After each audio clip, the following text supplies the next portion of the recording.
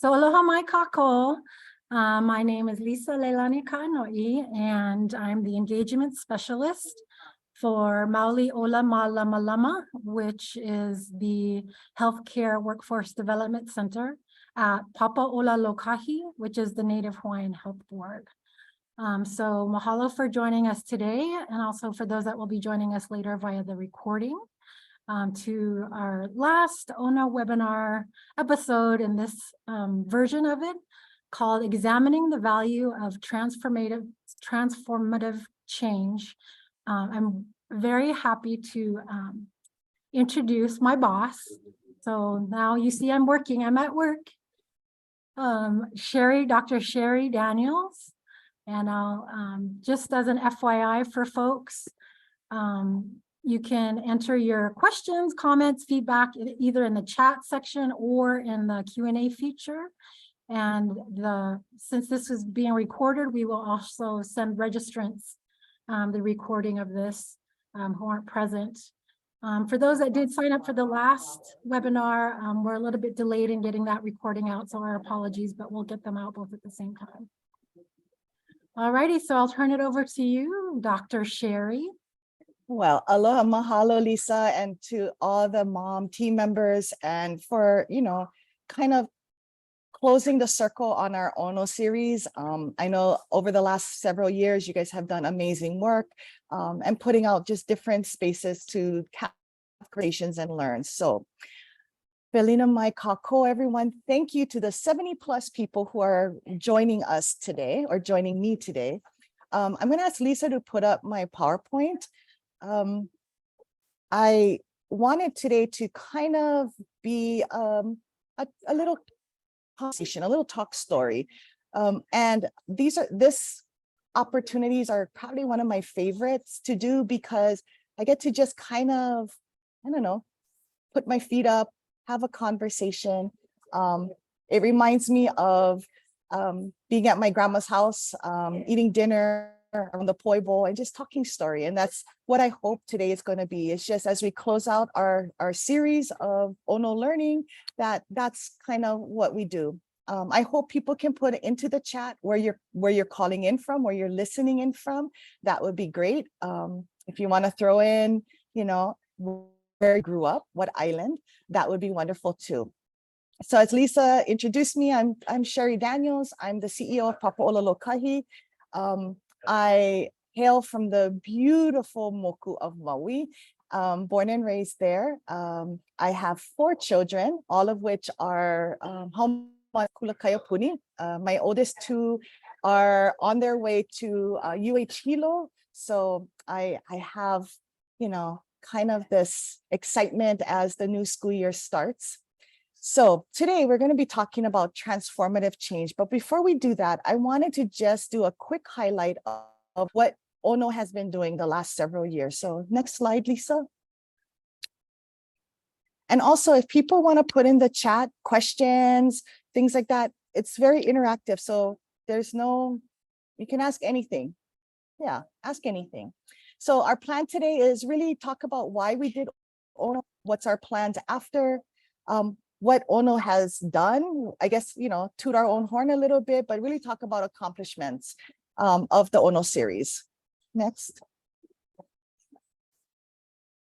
Okay, so when we talked about creating this space, this learning space, it was really during a time when we weren't doing in person, right? We were all going through the throes of COVID, and we wanted to create a space of learning for really intentionally was for our scholars, our Native Hawaiian Health Scholarship scholars and alumni.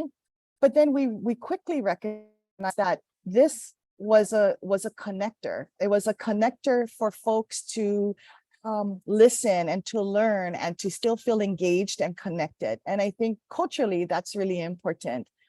We also felt that we wanted to expand to all learners, not just our scholars, but anyone interested in just understanding more, kind of having, to know, to think, to have thought around different things.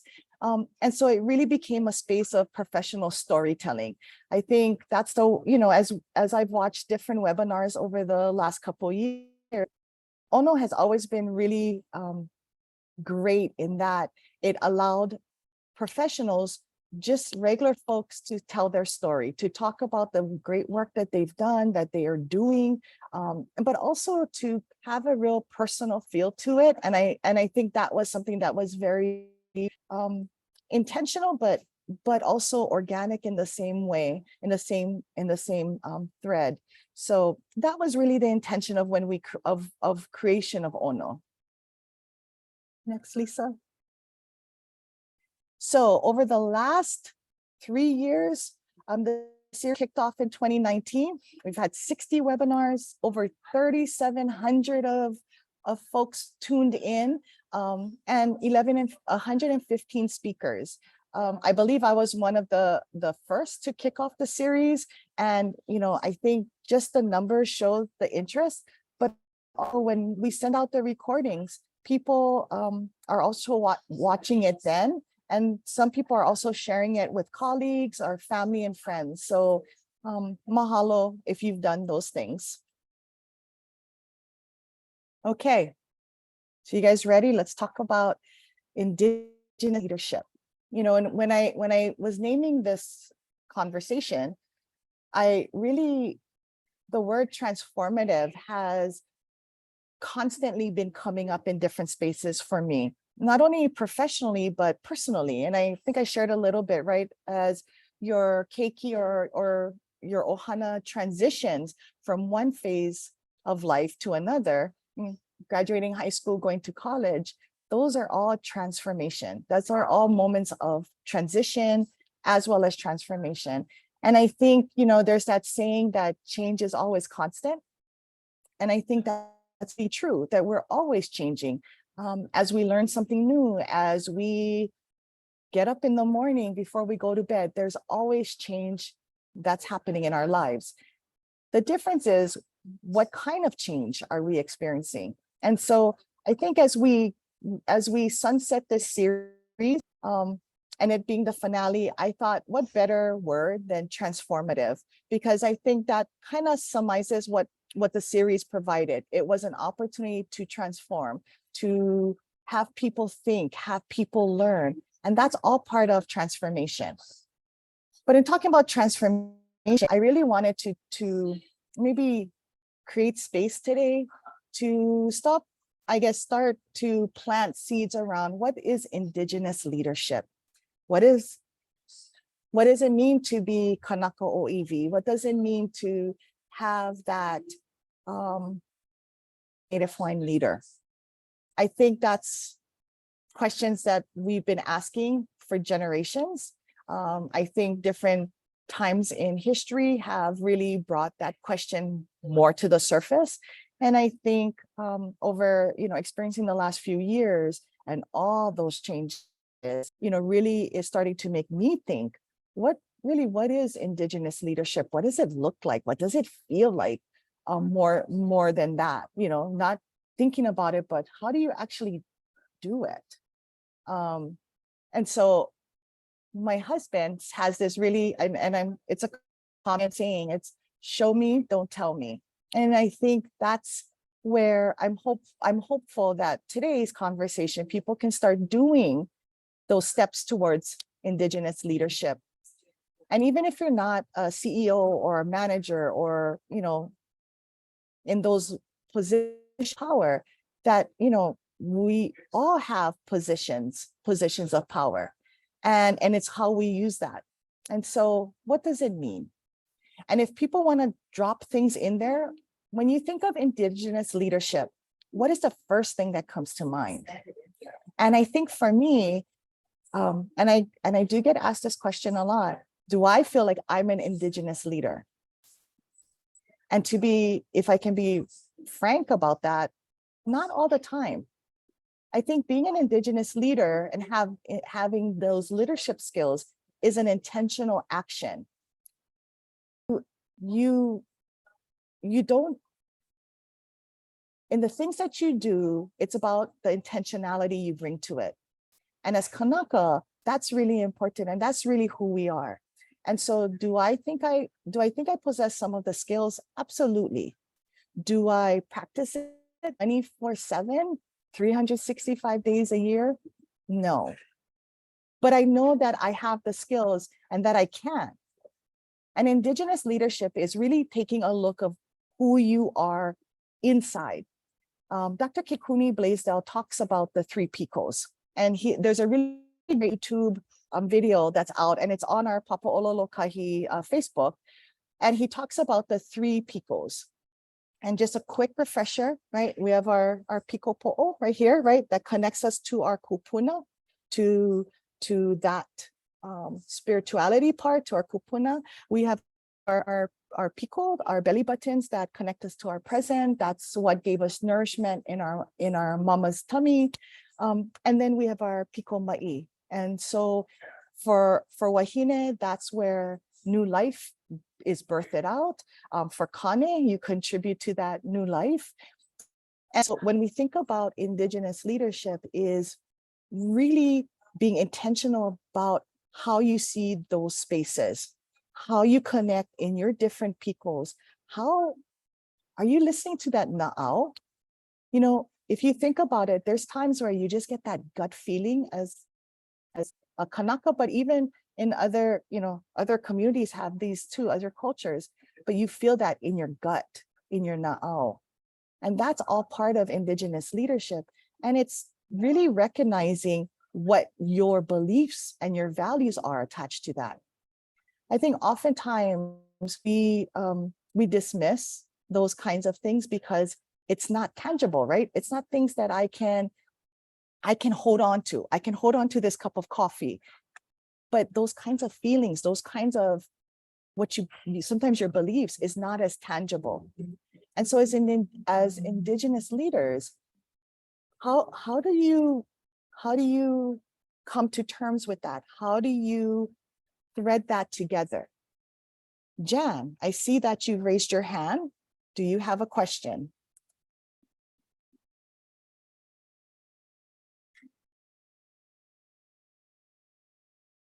Jan, throw your question in the, there you go. Jan, do you want to ask your question?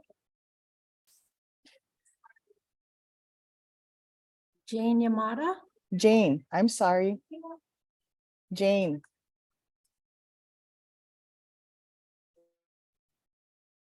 Maybe later. Okay, maybe later. Sorry. I see the hand up. I'm going to ask. So when we talk about Indigenous leaders and Indigenous leadership, that's what it is taking the time to really think through where your values are and where your comfort is, but also not only where your successes lie, but where you still have space to grow. Looking at our Indigenous perspective means that it's always about learning. It's about making conscious choices on who you are and being okay with that. So let's kind of move into, how do I engage in these conversations? Who do I talk to about these things? Am I kind of a little nutty to think that it's such a thing? Absolutely. It is a thing. And we have to sometimes create the spaces to have the conversations.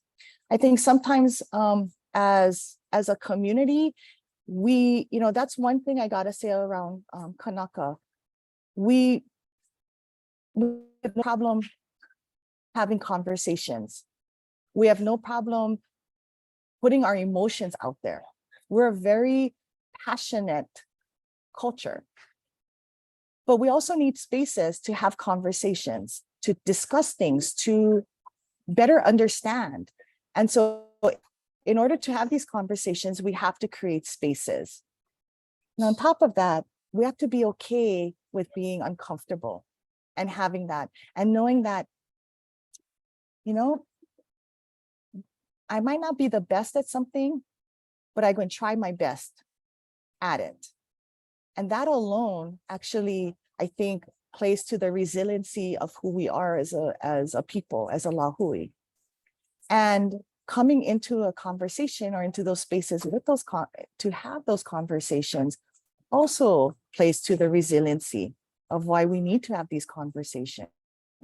So you engage, you strike it up, you have conversations, whether it's in your workplace, whether it's at home, at the kitchen table.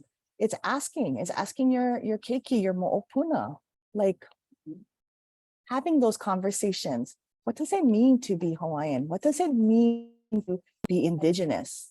Are we comfortable being that? Are we not? I think for many of us, and myself included, I grew up where, not that it wasn't popular to be Hawaiian, but it just wasn't something that you felt pride for and about. And I look at my kids now who have these opportunities of learning our language, of revitalizing our language and our cultural practices. And I think, oh my gosh, how amazing is that? But I also recognize that when I look in the past, my mom, my kupuna, they did not have those spaces as readily available. And so, really recognizing that as much hurt and as much trauma that our culture has had, that, we have opportunities, we have this growing wave of resiliency that is who we are as Kanaka. And so I think having these kinds of conversations and asking, and just, in safe spaces, right? You're not gonna, I think it's also a place of when you ask and have those conversations, but it is, it could be sitting at Zippy's with your family and just talking about things.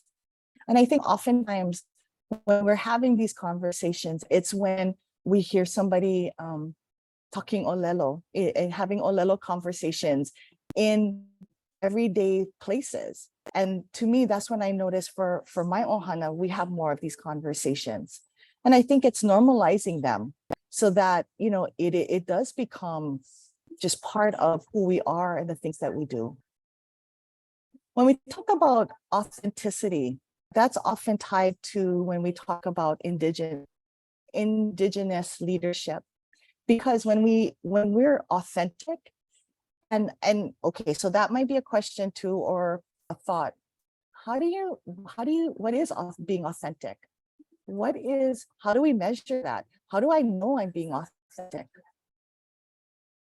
I think that's something you gotta rectify with yourself. But being authentic means that you're comfortable even in the uncomfortable. You're comfortable in the uncomfortable. And knowing that what you bring to the table is valuable. And being okay with that, and being okay with maybe not being part of the popular crowd or the popular opinion, but that your opinion and your thought around things is just as important. And it also means embracing the things that maybe you're not as good at doing. And I give an example. I did share that my children are haumana of Kaiapuni, of the Kaiapuni education. And so they are very active and engaged speakers. My husband as well. I've taken classes both in high school, college, and as a makua at Punanaleo. And so, yes, I understand, I can read, I can speak, but I don't feel comfortable. And that's something I think as a Hawaiian, I struggle with, but I've come to embrace and appreciate that it's okay that maybe I'm not as comfortable or as fluent as I'd want to be. I also recognize that doesn't make me any less Hawaiian, because I don't, and that's okay. But that's being authentic, and that's saying that I have so much aloha for that, and appreciation, that I want to lift it and celebrate that, but that I'm okay that maybe not really a strong skill set for me. That's being authentic. And so I think it's having those opportunities of self-reflection and getting to the place of knowing where your limits are, knowing how far you can go, how much further you can and can dream to go, but really standing in that truth, right? Standing in what you can do. And I think I touched upon how do we be true to cultural values and beliefs. Being an Indigenous, having an Indigenous leader mindset means that you're unapologetic about your cultural values and beliefs. And that you recognize that not everybody is at the same space as you or place of you as you are. And that's okay. But that you do the things you do really with your kupuna in mind and with the generations in front of you in mind. You always, I mean, that's another saying, right? You leave it better than you received it. And that's, I think, important culturally is really embracing the values and the beliefs of our kupuna and knowing that you're a contributor to what our lahui is and can be. I often get asked, why do I do what I do? Why do I work in an organization like Papa Ololokahi? Why do I? And a lot of the I's. And I'm really quick to remind folks or change the question to why do we do the things that we do? I don't think that my own actions really are the driver. It's the community, it's the things that our lahui can benefit from. Yes, we all put in, right? We're all putting in grains of rice and eventually we're going to be able to feed our people.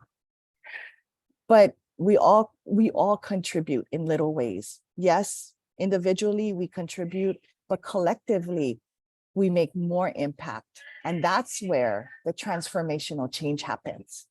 So long way around it, right? But I hope you guys can see that your thinking of Indigenous leadership plays into the transformational change that happens. So with that, Lisa, next slide.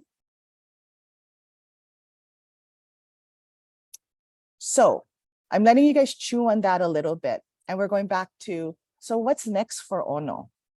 Well, what next is, as we look through all the surveys that people have submitted after all the evaluations that were completed, we're going to look at what the environment, what the trends in workforce looks like, and always related to the Native Hawaiian pathways. So what's happening in workforce? What's happening in, just different areas that impact our scholars, our community, our families. So looking at that, having a better understanding the role of leadership has in creating change, really applying some of those understandings, those values, integrating that in what comes next. Incorporating authenticity in the changes that we want to see at our organization, but also in these webinars and these learning spaces, right? How do we keep it authentic and how do we, be genuine in the material and the information that we are putting out there for folks? And then we also want to sustain practices of building and maintaining leadership. And again, it doesn't mean that you have to be in a position of leadership. We all contribute to leadership because we're all moving towards, right?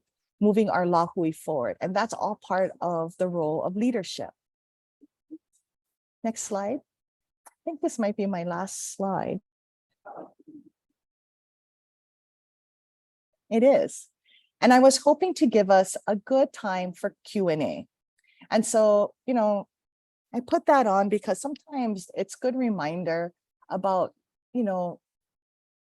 just how we see things and how we share our narrative and what our narrative is. And so hopefully there was some pearls of wisdom that you guys learned today. And I'm going to open it up for questions. So Lisa, do you want to open it up for questions? Yes, we can do that in the chat or Q&A feature, or we can also invite you to actually ask your question.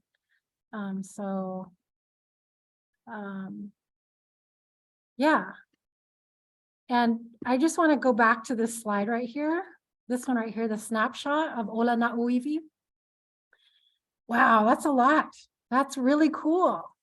So I just want to thank you in advance, Sheri, for the $3,748 bonus I'm going to get for doing such a good job at this webinar series. Well, Lisa, I think it's everybody, and I also think that that number is kind of low, not low, but remember, those are the those that registered, but I still think people share it off, and so it's really the folks that watch, that register. Those are the ones we should really be thanking, because over the last 3 years, 3,748 people thought enough of us and valued our conversations to actually register. So I think that is a pretty awesome thing. Yeah, I'm surprised people aren't asking questions.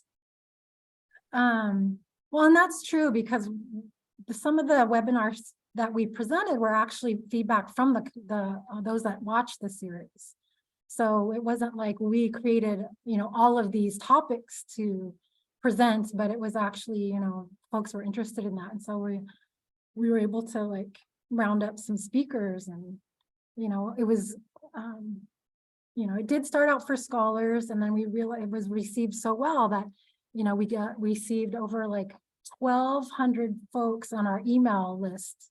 And so it reached not only neighbor islands, it reached the continent, it also reached internationally.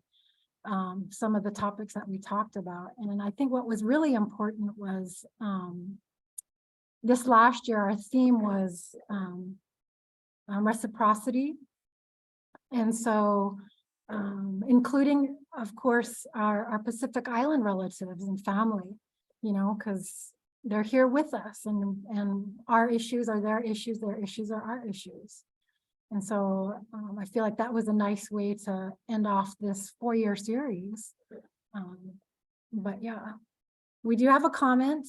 Let's see here. No question, just a comment that I have adopted my children's ethnicity, as I have not been raised from either parent with language or culture. So, when we talk about that, but again, it's what we feel drawn to. And embracing that. So thank you, Jeannie, for that comment, because I think that shows that you can embrace whatever culture and ethnicity resonates with you and speaks to you. And I think that's being very authentic, that sometimes the ethnicity in which we were born into is not the one that embraces us and welcomes us and makes us feel a part of. So thanks for that comment, Jeannie. So Lisa, what's your plans now that Ono is sunsetting, and what do you hope or dream that comes from Ono next? What are you hoping to create next? Well, that's an interesting question.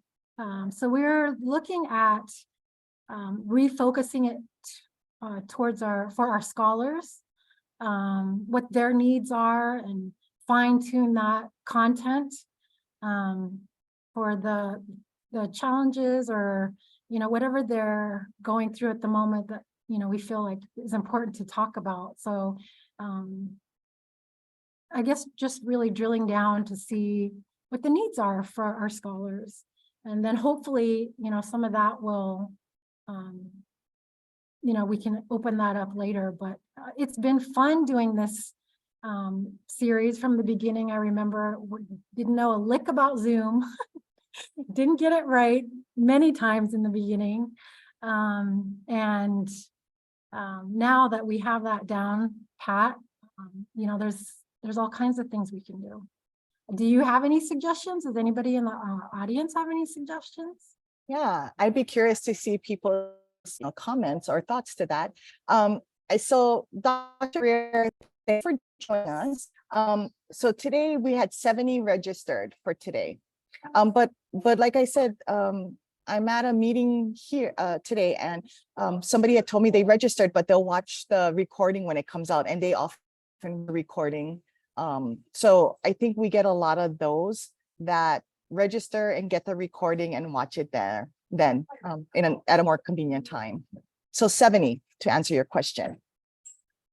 Yeah, and that's a good point. As we were going through this learning process, the reason why not only did we start recording it for our own purposes, but then we realized that clinicians were not always available when we were doing this live. So that's why we also realized that was a valuable tool to record these and have them available for clinicians that were busy seeing patients, you know.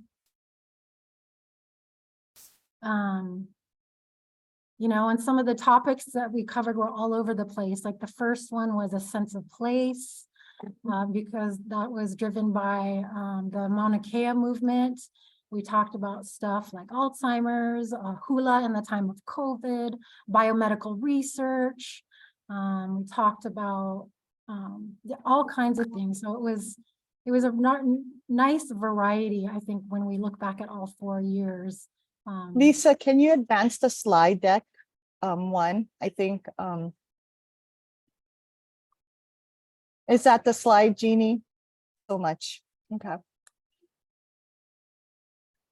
So does anyone have questions about any of these starting points when we're talking about Indigenous leadership? And, let me just say, these are, I think, leadership. It doesn't matter from which ethnic background or community you're coming from, right?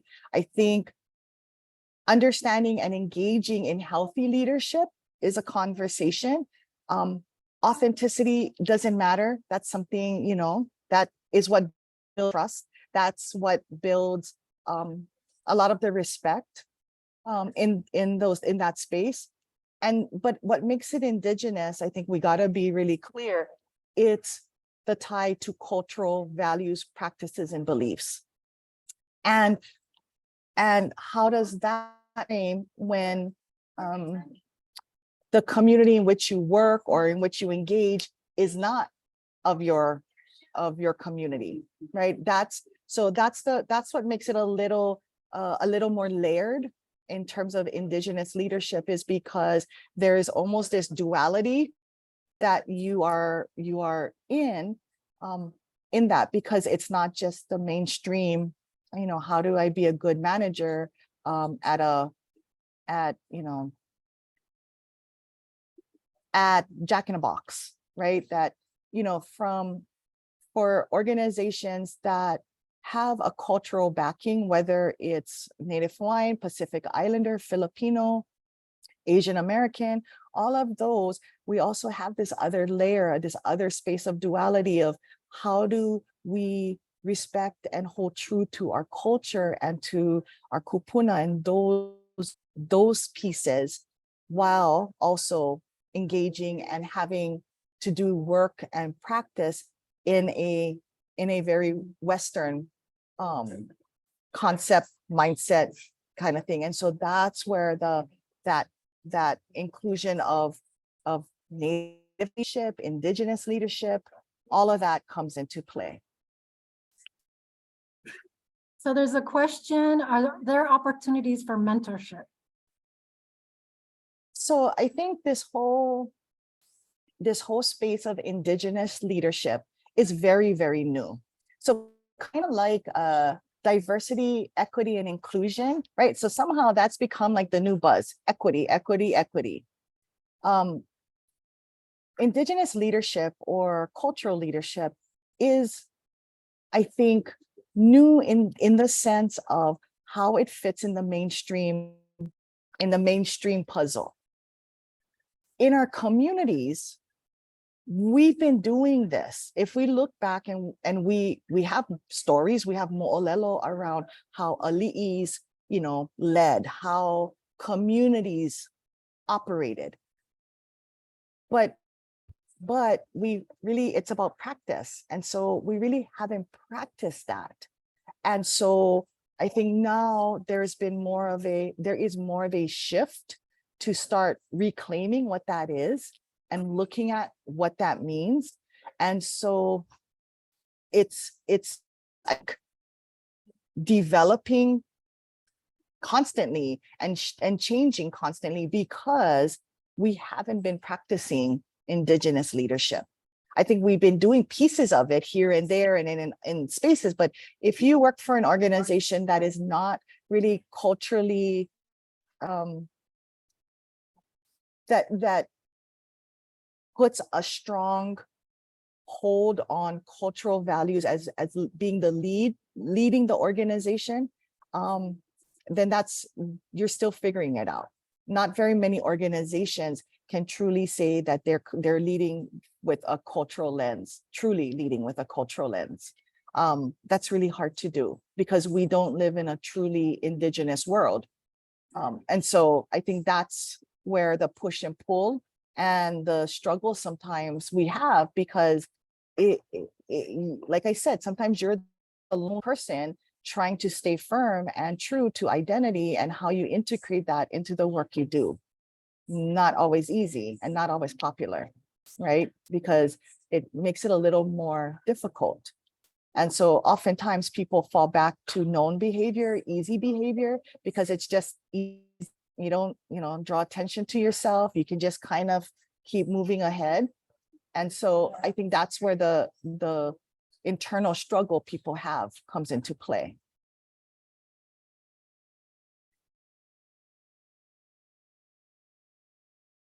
Mahalo. Okay, so engaging, let's see. Okay, you touched on being true to your cultural values, beliefs. What does that look like in action? Okay, so an example I would give is I work for an organization that we might go look for funding. But there might be times where the funding is really great and it can do amazing things, but it doesn't match the mission, and it doesn't match what we do in our community. And so sometimes we have to make the choice to walk away from something that on face value looks amazing and it's a great opportunity, but it's not time. It could be it's not time because that's not where the community's at. It might not be time because I don't want to sell myself or sell our organization just to get funding. So that's something in action, that not everything has to happen, that we can go, doesn't feel right, it's not the right time, and be able to walk away or be able to bring people together to have conversations. Why should we pursue it? What would it mean if we pursued it?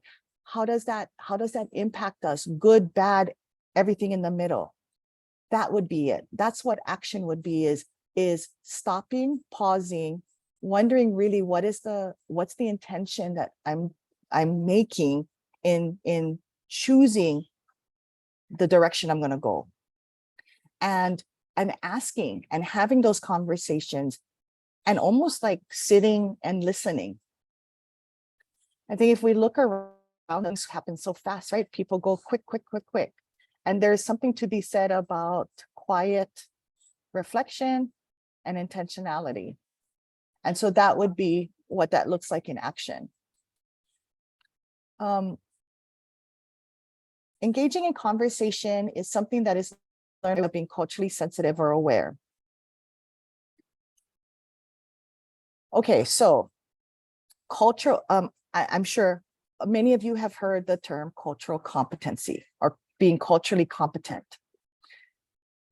Personally, and this is my opinion, not anyone's but mine, that there's no such thing as being culturally competent. Yeah.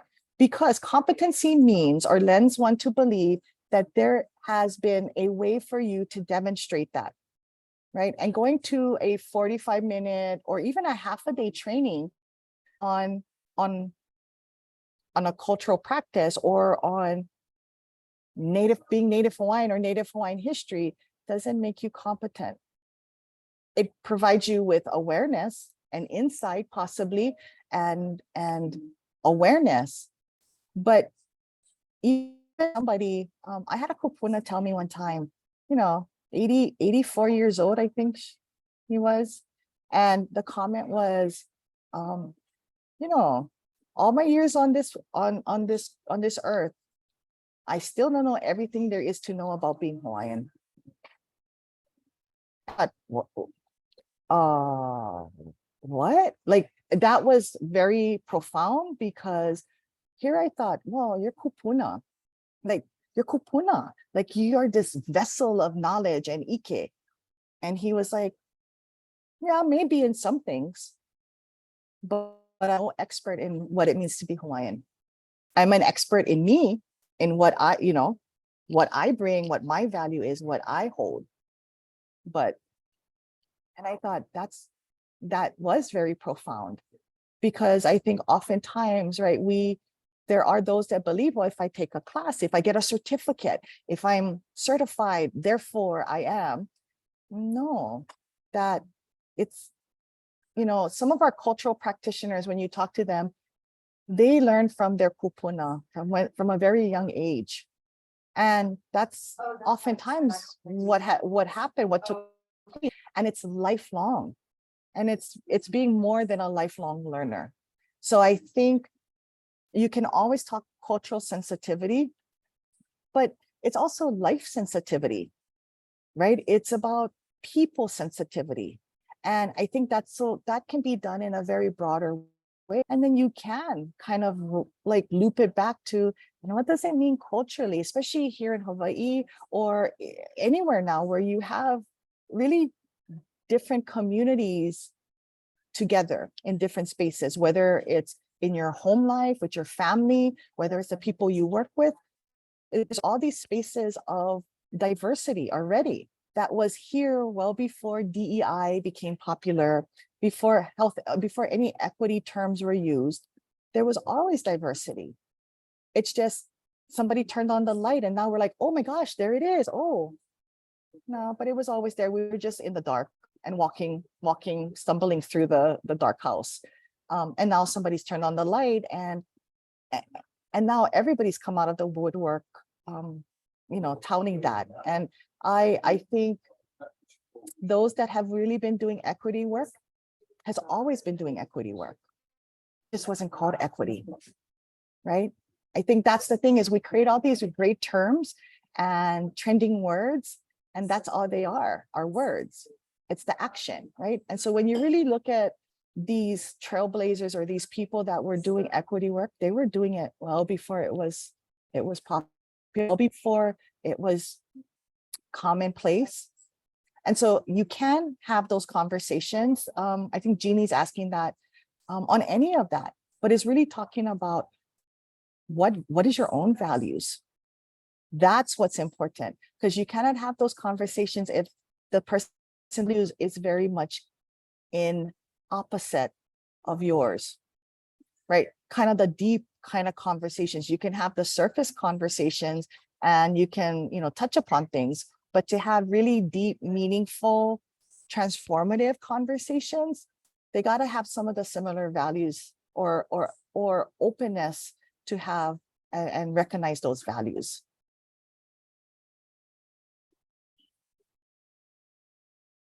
Mahalo for that. Yeah. So we have about 15 minutes. And so, please, if people, they don't like type in, but they like to ask the question, just, raise your hand. I hope Jane had her question answered, I hope. Jane Yamada, if you're still out there and you have a question.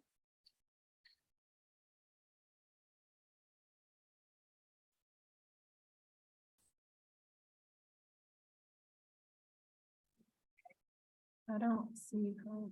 No. So Lisa, do you have any questions for me? I mean, since you have me as a, it's you have me for the next, few minutes, 15 minutes.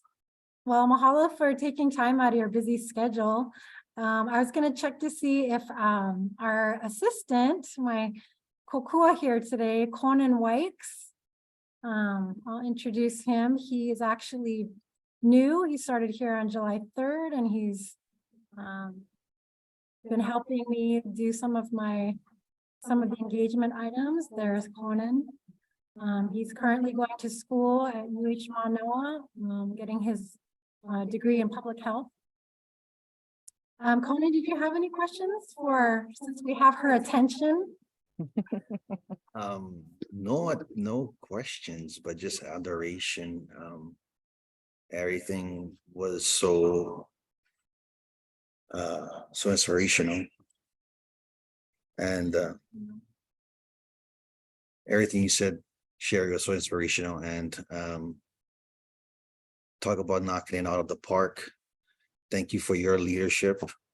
I am a new hire here, like Lisa said. Aloha, everybody. I'm Conan Wykes. I'm a program specialist at Maoli, Ola Malama Lama. But your reputation precedes you. So and I'm so happy to be here and meeting everybody and learning myself and still growing as well. Mahalo. Mahalo, Conan. Anyone else? I see. Wait, did I just go right past Lehua? Lehua, did you have a comment? I see Lehua crab. Oh yeah, doing in the dew.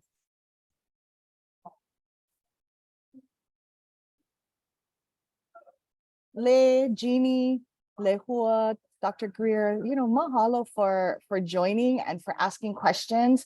I know this is kind of one of those, I don't want to say touchy-feely kind of conversations, but it kind of is, right? It's really a very different kind of conversation to have.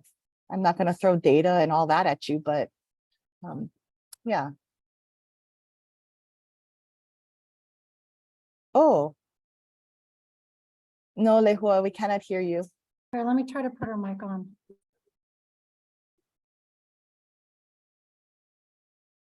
Now try, Lehua. Okay, can you hear me better now? Yes. Hi, Okay. Lehua. Oh, thank you for that. I'm sorry I had come on late, but I came on at a good time when there was it was a little bit deep. But what I do know is that just from experience is that like how you're talking about the practicing and I just grew up in a family that we didn't practice, we just did it. So like when all that stuff like 10, 15 years ago, when people are saying practice, I was like, why are we practicing it? You're supposed to be doing it. Yeah. And all the things that you've learned before, you're supposed to be using that in the doing every moment that you have the chance to do. Yeah. So I mean that's something I kind of raised my kids because and then it goes to my kids and they're like, why are you being so they thought I had children who thought I was very hard on them when I wasn't, because I always told them, well, I don't know who's telling you to just practice. You're supposed to be doing it because you've already been prepared and all the knowledge is already passed on to you. Yeah. So I'm not trying to be judgmental either, because my kid says they would like to say I'm judgmental, but I call it observation. Yeah. So there's a difference in generation comments and stuff. Yeah, but I like that you say that it is in the practice and the doing. Yeah, absolutely. Well, and that I think that is really important because it also speaks to that humility, right? That being and being humble enough to recognize. But I think that is very cultural in who we are. And that often, again, that's a trait that's not often celebrated in most mainstream kind of leadership, because that's often seen as a sign of weakness. But I think when we look at it from an indigenous perspective, that is actually strength. That is what creates confidence. That is what creates this presence that Yes, I so- think yeah. people have, right?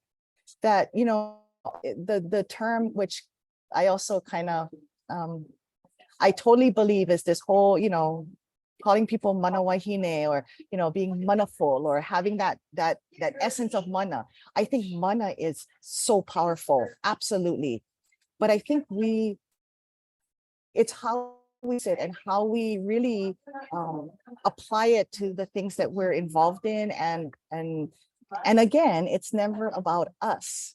It's always the other, the greater, the communal good. I used to always wonder, you know, growing up, and so I live in a home that my grandparents bought on Maui, and so I get to continue to live there and raise my family there. And when my kids were younger, they were like, "Oh man, why can't we go get a bigger house in one of the gated communities? Or, you know, why is our house just, you know, house, like what?" And I used to tell them, you know what, but get good bones. Like, you cannot find this kind of house anymore. And, you know, and sometimes it's appreciating those kinds of things and recognizing that, you know what, it's important. This is who you are. This is, you don't need to impress anybody. But, and I think that's a really hard lesson for the different generations, because the value that we put on our culture, the value we put on our practices, the values we put on all of that is very different. And so how do we kind of keep those, you know, weave those together and keep that at our forefront? So Conan, did you have a comment? Yes. I did have a question. What words of wisdom would you share for aspiring leaders?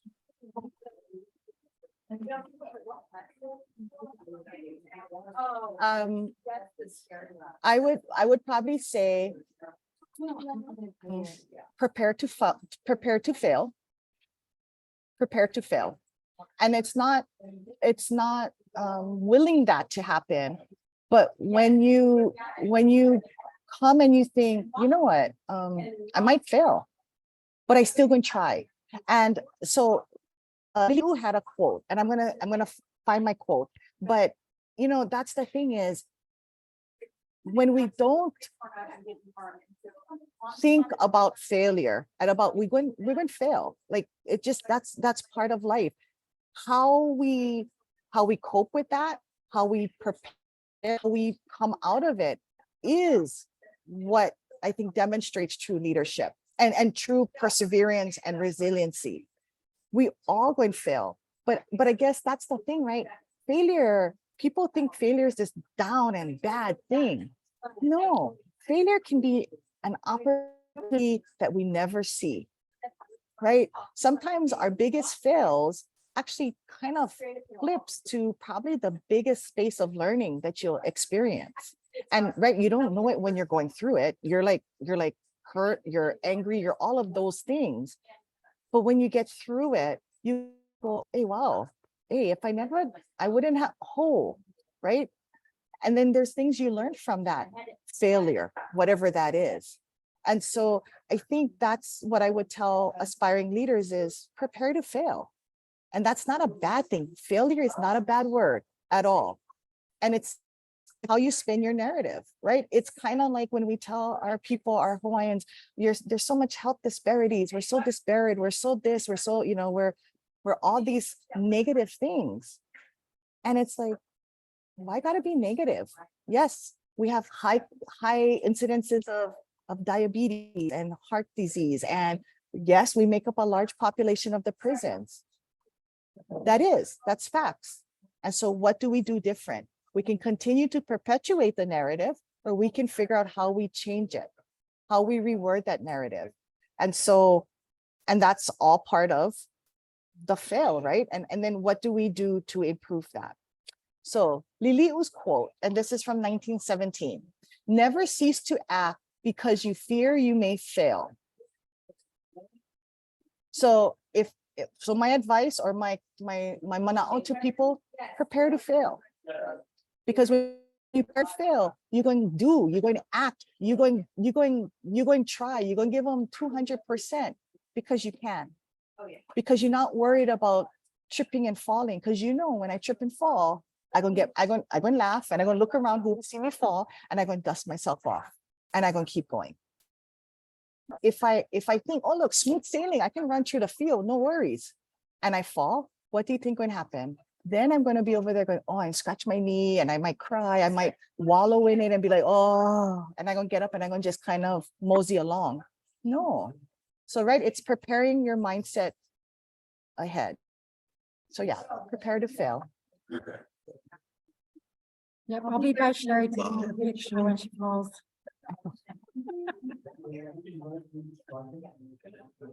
Thank you, Alright, Lehua. gang. Yeah, so thank you, gang. Yeah, great conversations. Yes, mahalo, Sherry, for having the vision for this series. It's been a lot of fun. I'm gonna miss it, but I know there's always a time and place for everything. Mahalo, Conan, for jumping right in and helping me with this. And mahalo to everyone that has been watching. Welcome back and welcome all the new ones. And then maybe we'll restart it again some other time. But right now we're just gonna switch it a little bit. But yeah, I feel like I need to announce what the next webinar is, but there is no next webinar. So just everybody have a safe summer and mahalo again, Sherry, for taking your time out today. I'll talk to you later. Mahalo. Ahui ho. Ahui ho, everybody. Mahalo nui.